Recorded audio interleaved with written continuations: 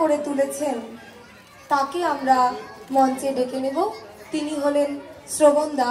শ্রবণদাকে মঞ্চে আসার জন্য অনুরোধ করছি। তাকে বরণ করে নেবে প্রিয়া চৌধুরী। আমি শ্রবণদাকে মঞ্চে আসার জন্য অনুরোধ করছি।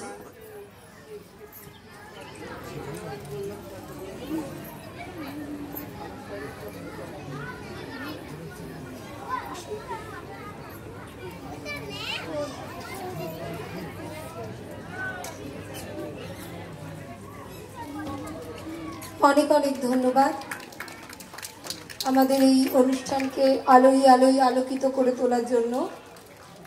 শ্রবণদাকে বরণ করে নিচ্ছে প্রিয়া।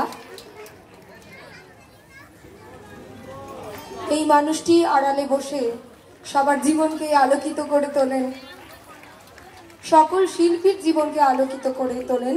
আলো ছাড়া তো আর নৃত্য শৈলী মঞ্চস্থ হতে পারে না।